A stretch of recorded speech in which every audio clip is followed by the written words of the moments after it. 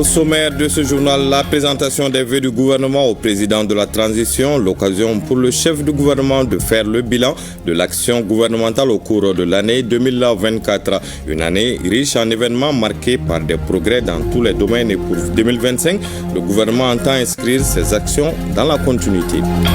Il n'y a aucune volonté d'abuser de la résilience des Maliens, déclaration faite hier par le Premier ministre, ministre de l'administration territoriale et de la décentralisation, le journal de division Abdoulaye Maïga. C'était lors d'un point de presse organisé sur les 3 projets de textes adoptés et qui devraient apporter à l'État près de 200 milliards de francs CFA par an.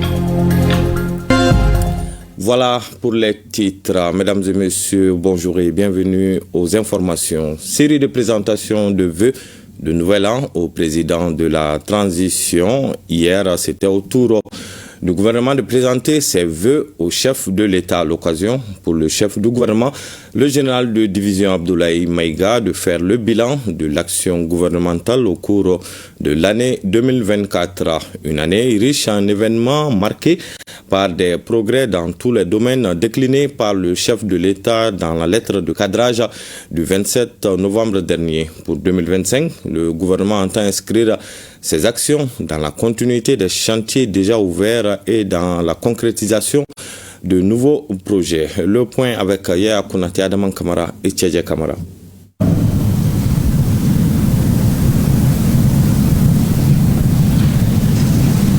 La parole à l'exécutif pour ses vœux au chef de l'État. Face au président de la transition ce lundi, l'équipe gouvernementale au grand complet avec à sa tête le Premier ministre, chef du gouvernement. Le général de division qui a pris les rênes de l'équipe le 21 novembre dernier ne manque pas d'exprimer sa reconnaissance à l'endroit du chef de l'État et d'afficher sa volonté ferme de relever les défis sous le leadership éclairé du président Goïta. Une présentation de vœux sous la forme d'un véritable voyage à travers une année gouvernementale riche en événements avec comme boussole les éléments contenus dans la lettre de cadrage du 27 novembre dernier. Priorité parmi les priorités, la défense et la sécurité. Après la reprise de zones stratégiques dont Kidal, les efforts de renforcement des capacités opérationnelles se sont poursuivis avec des acquis importants en termes d'équipement, d'infrastructures et de recrutement et des résultats probants sur le terrain. La posture dynamique des FAMA à la faveur de l'opération Kiletigui, qui agençante à Maliko, a apporté des résultats probants à travers des patrouilles de courte, moyenne et de longue portée visant à rechercher et à détruire les forces ennemies et à marquer la présence de l'État. Ainsi, au cours de l'année 2024, plusieurs groupes terroristes avec leurs leaders ont été neutralisés et leurs bases détruites. Par ailleurs, les opérations de sécurisation et de secours ont permis le démantèlement de plusieurs réseaux de criminels, la saisie de plusieurs armes et munitions et d'importantes quantités de stupéfiants. Ces exploits, gages de l'engagement et de la résilience de nos forces armées de sécurité, sont le résultat de tout le soutien moral, matériel et financier que vous avez bien voulu leur accorder. Des forces armées et de sécurité résilientes dans un contexte de crise qui a affecté le tissu social avec des conflits fratricides. Ils ont ébranlé nos valeurs sociétales et entraîné des déplacements massifs de nos populations. La situation a été au cœur des préoccupations du gouvernement courant 2024, a dit le Premier ministre. Les efforts d'accompagnement du gouvernement se sont poursuivis à travers le dialogue national intermalien. Ce dialogue a abouti à l'adoption de la charte pour la réconciliation et la paix, l'opérationnalisation de l'autorité de gestion des réparations en faveur des victimes des crises au Mali à travers la mise en place des responsables devant l'ANIME. On peut également noter l'organisation de séances d'écoute des victimes, l'adoption des textes relatifs au Centre pour la promotion de la paix et de l'unité au Mali, chargé des questions de conservation de mémoire, œuvrant du coup à la garantie de non-répétition des violations graves des droits de l'homme. Il faut signaler aussi l'élaboration et la mise en œuvre de la stratégie pour le retour de la population à Kidal, à l'organisation du dialogue inter- et intracommunautaire et de missions de bons offices sur l'ensemble du territoire national pour mieux asseoir à la fois la cohésion et le vivre ensemble. Par ailleurs, nous soulignons aussi que le processus d'accélération du désarmement et de démobilisation, réinsertion et intégration a concerné 1030 ex-combattants et le recrutement spécial de 6129 combattants des groupes d'autodéfense dans les localités en proie à l'insécurité, opération en cours. Il faudrait aussi rappeler que l'année 2024 a été marquée par l'abrogation de l'ensemble des dispositions relatives à l'accord pour la paix et la réconciliation issu du processus d'Alger et la fin des instances et organes y afférents. L'amélioration de la situation socio-sécuritaire, affirme le chef du gouvernement, aura permis le retour progressif de l'administration d'État ainsi que des services sociaux de base, l'amélioration de la quiétude des populations et la reprise des activités. Des représentants de l'État sont nommés et installés. Parallèlement, les réformes politiques et institutionnelles ont continué leur petit bonhomme de chemin. Elles sont, au dire du chef du gouvernement, les garantes des changements importants pour la refondation de la nation.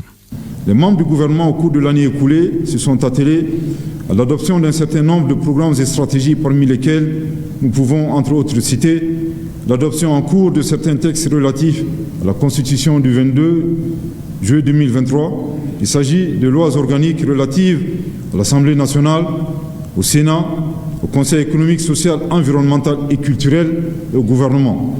La poursuite du transfert des services techniques déconcentrés de l'État vers les collectivités suite à la nouvelle configuration territoriale. L'adoption en cours d'une stratégie nationale garantissant la dépolitisation de l'administration et de l'étude sur la rationalisation des structures administratives de l'État et des institutions en vue d'améliorer la performance de l'administration publique et la qualité des services délivrés à nos citoyens.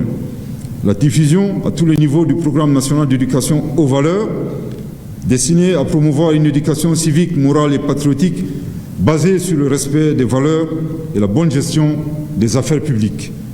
La prise de dispositions pour la mise en œuvre de la stratégie nationale de lutte contre la corruption visant à doter le Mali de mécanismes opérationnels pour lutter efficacement contre la corruption et promouvoir la bonne gouvernance dans le respect des droits de l'homme et des règles d'éthique et de transparence.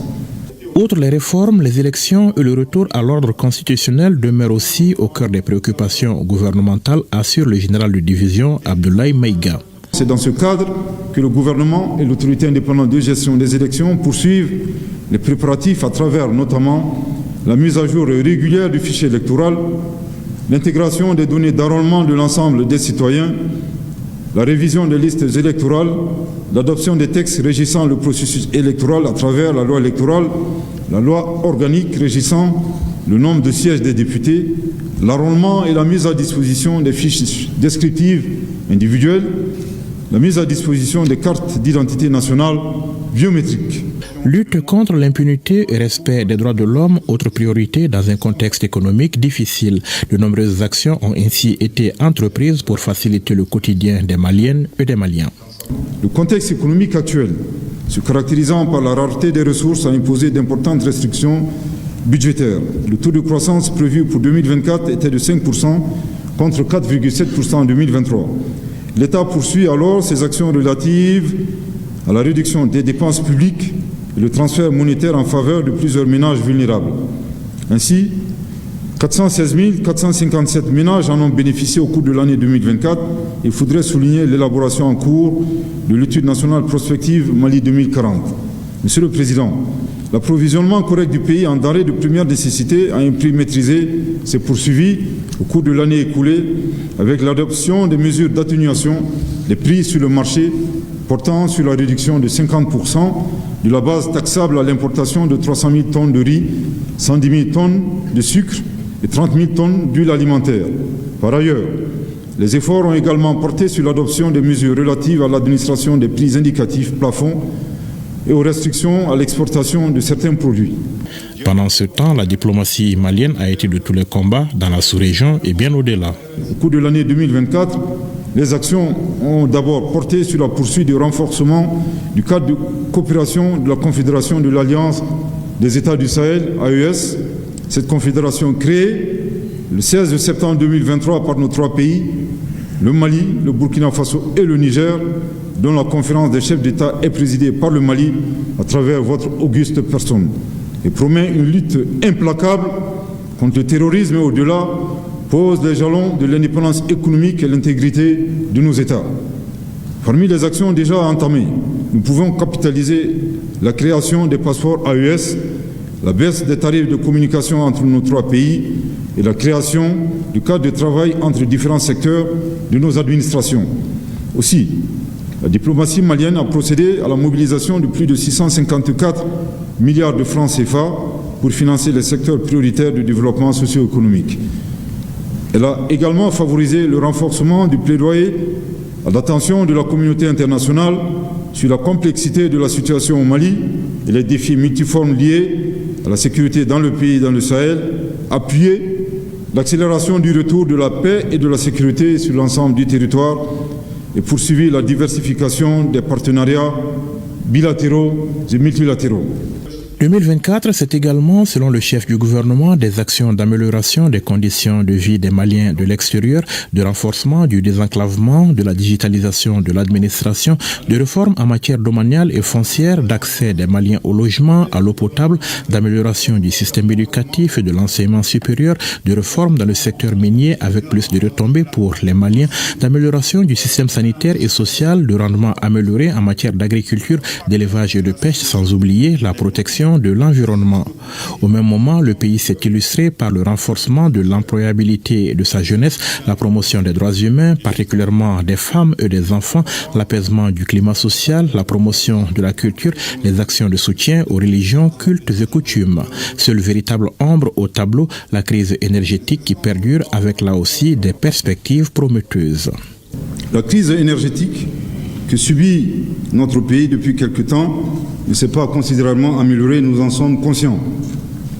Elle continue d'éprouver nos concitoyens à travers le ralentissement et le surenchérissement de l'activité économique et professionnelle à tous les niveaux.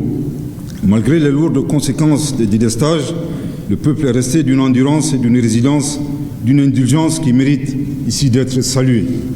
Cependant, au regard de l'urgence que cela requiert, il nous revient de trouver des solutions adéquates et immédiates pour soulager la souffrance des Maliens. De nombreux chantiers ouverts donc en 2024 que l'équipe gouvernementale aura à cœur de mener à bon port en 2025, d'où la décision du chef du gouvernement de jouer la carte de la continuité. Je voudrais vous assurer sans aucune ambiguïté que mes actions et celles des membres du gouvernement s'inscriront dans la continuité des chantiers déjà ouverts et dans la concrétisation de nouveaux projets. Des solutions précises seront apportées aux problèmes rigoureusement analysés. Nous resterons mobilisés pour engager toutes les réformes et actions nécessaires à l'amélioration des conditions de vie des populations. Sous votre leadership, nous jetterons les bases des Mali émergents par une saine gestion des ressources humaines et le respect du code de déontologie de l'agent public.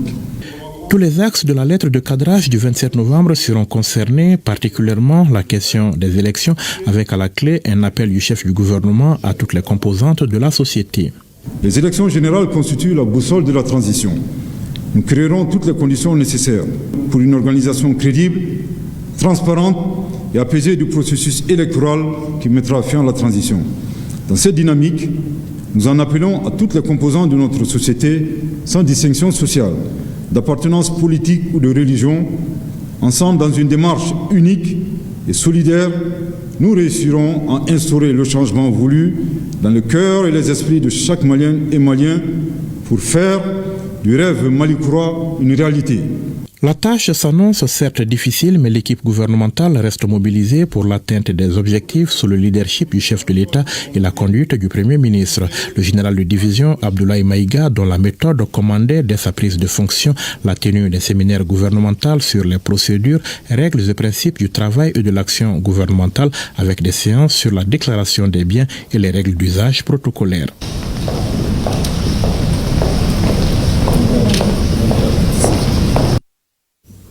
En réponse au vœu du gouvernement, le président de la transition, le général d'armée Assimi Goïta, a apprécié les réalisations effectuées en 2024.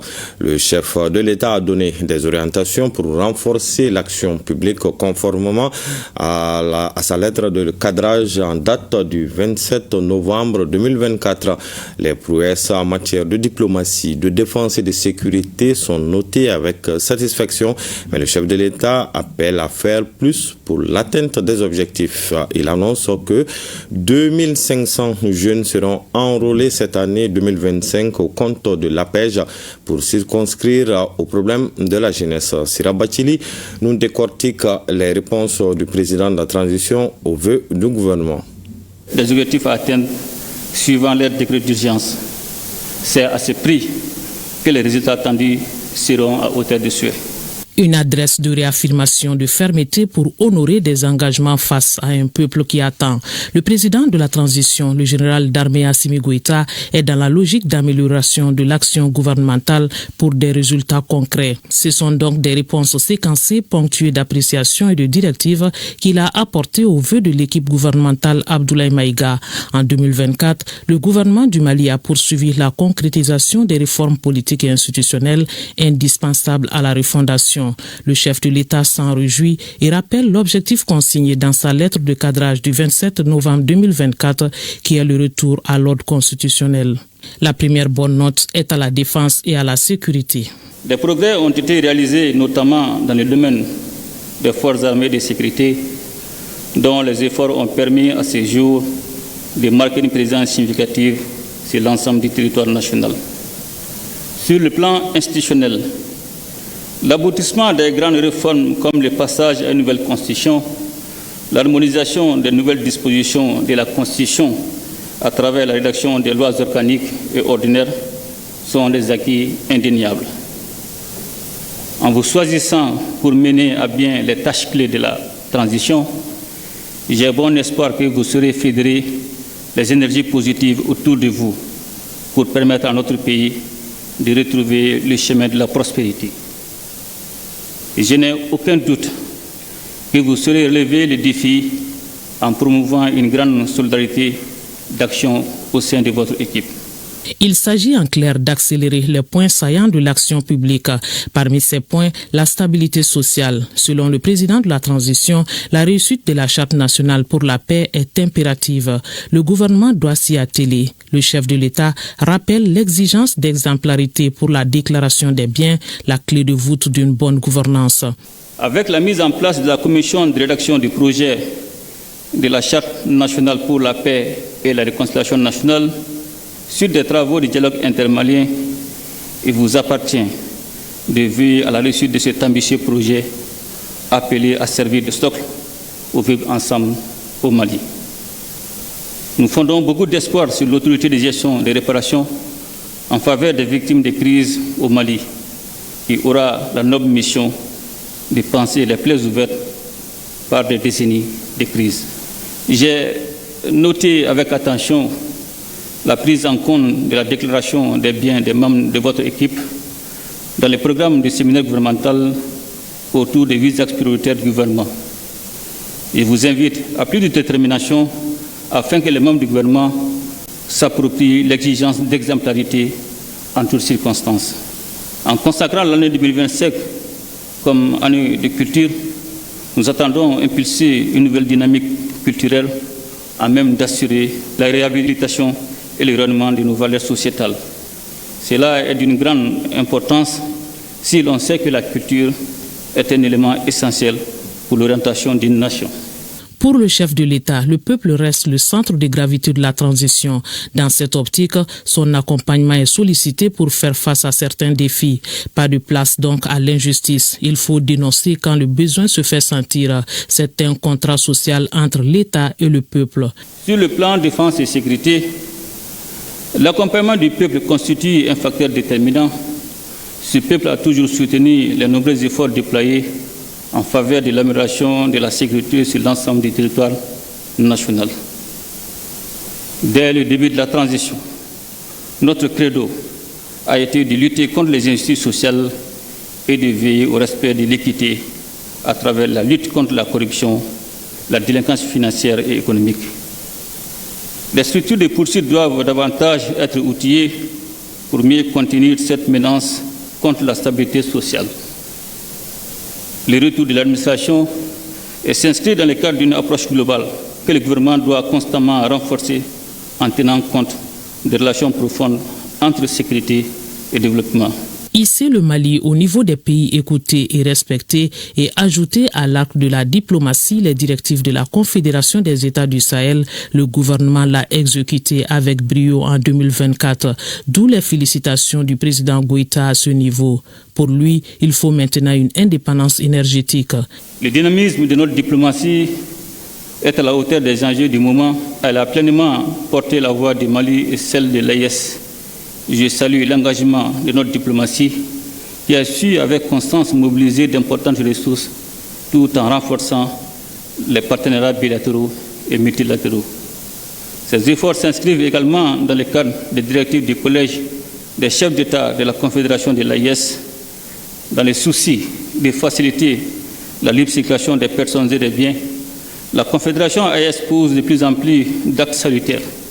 Pour 2025, nous devons prioriser l'autosuffisance énergétique en accélérant le développement des centrales solaires de Sanangourouba, de Tchakadougou et de Safo, ainsi que la valorisation de nos ressources minières à travers des initiatives telles que la SOREM SA, afin que chaque gramme extrait profite d'abord aux Maliens. Le chef de l'État souligne la gestion visionnaire qui a permis de maintenir la croissance économique. Évoquant le chapitre des élections, le président de la transition attire l'attention de l'autorité indépendante de gestion des élections, EGE, sur la mise à jour du fichier électoral. Dans la prévision présidentielle de 2025, l'emploi des jeunes figure en bonne place. La jeunesse occupe une place importante dans la marche de la transition au profit du Mali. Elle constitue un vivier indispensable au regard de son rôle d'avant-garde pour le développement et la sécurité de notre pays. À ce jour, elle participe activement à la réserve opérationnelle. Nous nous attelons aussi à l'employabilité de notre jeunesse, tant par les canaux de la fonction publique qu'à travers le renforcement des capacités dans le domaine de la formation professionnelle et l'insertion des jeunes ruraux. En plus des 2000 jeunes diplômés qui ont bénéficié de l'immersion dans les services publics et parapublics, à la faveur du 13e programme de stage de formation professionnelle de l'Agence pour la promotion de l'emploi des jeunes, APEJ. Il est envisagé au titre de cette année 2025 d'enrôler 2500 autres jeunes. Le général d'armée Assimi Goïta dit avoir noté avec satisfaction la contribution des universités aux grandes rencontres décisives pour le Mali, comme le dialogue intermalien et les états généraux pour plusieurs secteurs, ainsi que les phases de rédaction de la charte pour la paix et la réconciliation nationale. En somme, c'est une année 2024 riche en réalisations pour le gouvernement du Mali avec des avancées réelles. Mais dans le viseur présidentiel, il faut faire plus. Le sceau de la refondation l'oblige. Autre titre de ce journal, il n'y a aucune volonté d'abuser de la résilience des Maliens. Déclaration faite ce lundi par le Premier ministre, ministre de l'administration territoriale et de la décentralisation, le général de division Abdoulaye Maïga. C'était lors d'un point de presse organisé sur les 3 projets de texte adoptés en Conseil des ministres, des projets qui devraient apporter à l'État près de 200 milliards de francs CFA par an, une somme qui devrait contribuer à apporter une solution à la crise énergétique et à d'autres préoccupations du moment. Le point du point de presse animé par le Premier ministre et le ministre de l'économie et des finances avec Mamari Kouni. Quand la nation est en difficulté, l'apport de tous ses fils est sollicité. Cette démarche a conduit le gouvernement à adopter 3 projets de textes. C'est pour donner le maximum d'informations sur ces textes que ce point de presse est organisé. Les textes concernent la taxe sur l'accès au réseau de télécommunications ouvert au public qui passe de 5 à 7%, un projet d'ordonnance instituant la contribution spéciale de solidarité et une taxe spéciale sur la consommation de certains produits et services comme l'alcool.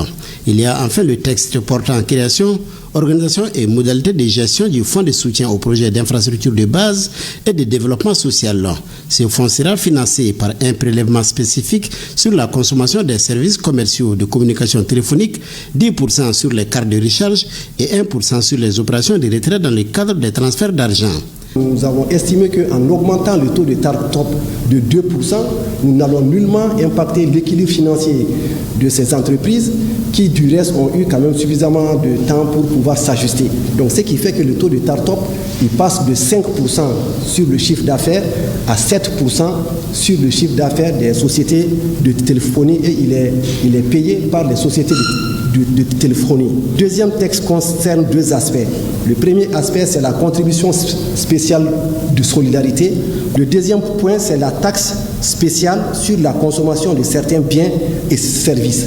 Donc on a, comme vous le savez, il y a des taxes qui sont appliquées sur certains biens qu'on appelle l'ISCP, l'impôt spécial sur certains produits. Ça taxe généralement les produits comme le parfum, l'alcool, le tabac, etc. Et pour le troisième projet de texte, c'était donc une contribution qu'on a voulu demander cette fois-ci aux populations, qu'on a appelé donc un fonds de soutien aux projets d'infrastructure de base et de développement social. On va demander une contribution de 10% sur les cartes de recharge et les recharges de téléphone. Donc chaque fois que quelqu'un vient acheter une carte de recharge, donc il faut lui demander une contribution donc de 10% que nous prélevons. Donc nous prélevons à titre de contribution 10% sur les recharges. Nous nous sommes dit on peut également prélever 1% sur les retraits. Donc chaque fois que quelqu'un a eu un transfert d'argent rapide, s'il va aller faire le retrait, on va lui demander une contribution. Donc on prélève 1% sur le retrait qu'il fait pour abonder ce fonds. Donc nous avons rencontré la société civile, nous avons rencontré les associations de consommateurs.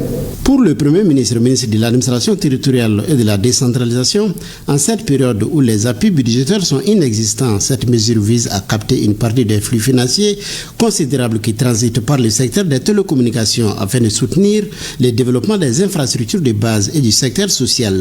La taxe sur le chiffre d'affaires des opérateurs téléphoniques permettra d'apporter à l'État à peu près 12 milliards par an. Le deuxième texte introduit bien entendu une contribution spéciale, l'alcool, que ce soit l'alcool fabriqué localement ou l'alcool importé.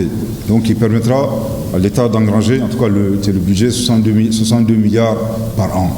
Mais le troisième texte, il s'agit de prélever donc 10% sur les recharges téléphoniques et 1% sur les retraits de mobile money.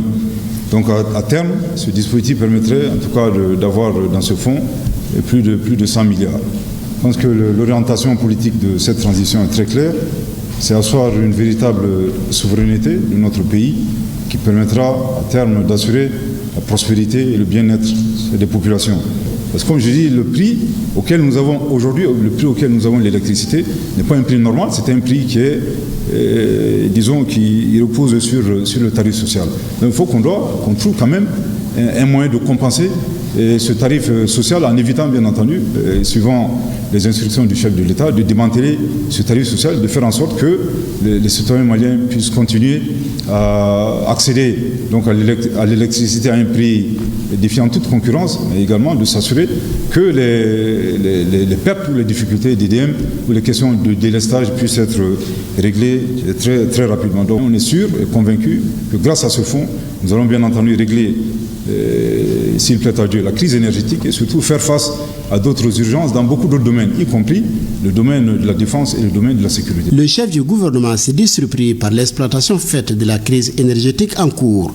Le gouvernement est déterminé, dira-t-il, à trouver une solution à cette situation. Depuis le Conseil des ministres, malheureusement, nous avons entendu beaucoup de commentaires, malheureusement, qui ne visent qu'à amener de la désinformation. Vous savez que c'est quand même curieux que sur la base d'un résumé des conclusions du Conseil des ministres, qu'on puisse épiloguer et surtout s'aimer le doute dans les esprits des citoyens. Il n'y a aucune volonté, je dis bien, il n'y a aucune volonté d'abuser de la résilience des Maliens. Nous sommes dans une transition, nous partons du principe qu'il n'y a ni majorité ni opposant, nous sommes tous des Maliens, la main est tendue, les portes sont ouvertes, mais nous n'allons jamais accepter non plus de nous asseoir et puis voir les Maliens souffrir de la crise énergétique. La première chose que nous nous interdisons, c'est l'immobilisme. Vous savez, face à la crise énergétique, s'asseoir, croiser les bras, en tout cas ça, nous ne le ferons jamais, nous ne l'accepterons pas. Donc nous sommes toujours condamnés à chercher des solutions, à être plus imaginatifs, mais surtout à demander chaque fois l'accompagnement de la population. La seconde chose que nous nous interdisons, c'est des solutions, c'est des fausses bonnes idées. Je pense que nous avons entendu beaucoup de choses concernant la résolution de la crise énergétique, notamment promouvoir l'interconnexion dans certains pays. Je pense que ça, honnêtement, nous refusons catégoriquement de le faire. Au regard des explications données par les deux membres du gouvernement, cette mesure fiscale peut être perçue comme une contribution au développement national. Selon eux, les efforts collectifs permettront d'affronter les défis du moment avec plus de sérénité.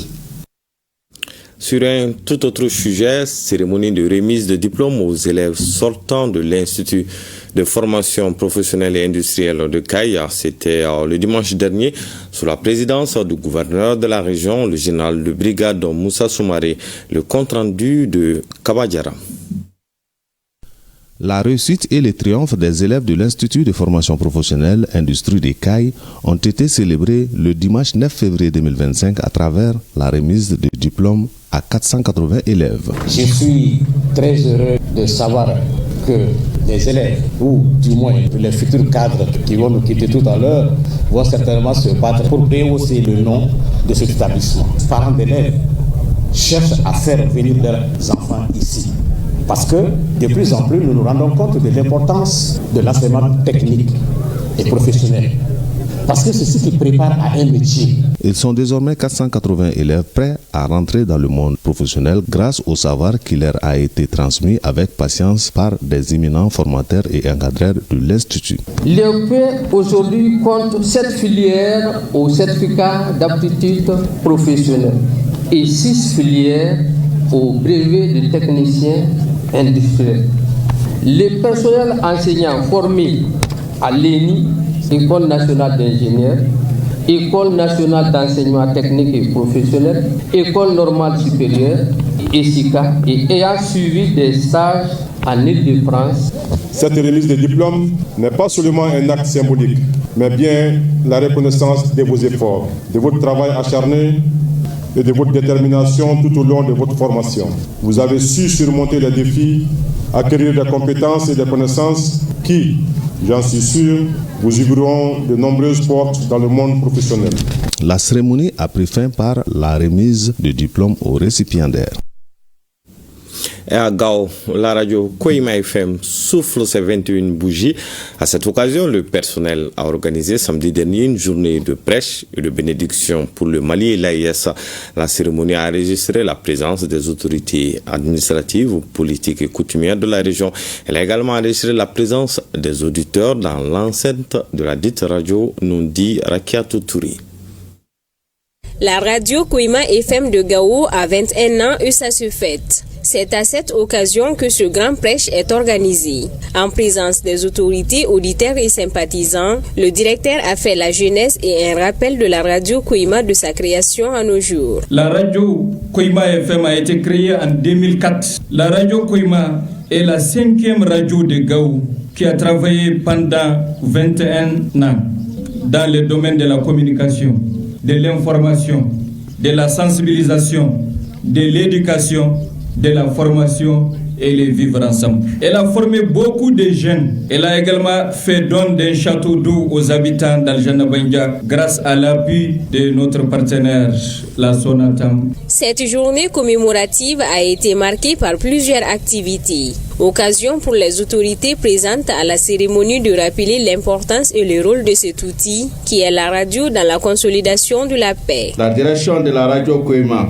organise au cours de la présente journée des activités, notamment des prêches et des bénédictions pour notre région, notre pays, le Mali et la Confédération de l'Alliance des États du Sahel. Aussi, l'occasion nous paraît opportune pour rendre un vibrant hommage aux hommes et aux femmes des médias pour leur implication dans la réconciliation et la cohésion sociale dans la région de Gao. Dans l'union, nous sommes très forts et c'est seules les radios qui peuvent nous donner les bonnes informations pour être très unis. Je voudrais ici le dire que l'information est capitale. Ça détruit, ça construit. Nous voulons que la bonne information passe sans amalgame, sans d'autres distinctions de race. Une remise d'attestation et un concours d'appel à la prière entre les Miésins ont également marqué la journée. Le premier prix a été décroché par le Miésin Massaoud Ibrahim. C'est la fin de ce journal à 20h. Vous avez rendez-vous avec Karidja Toukoune. Quant à moi, je vous donne rendez-vous demain, même heure, avec le même plaisir.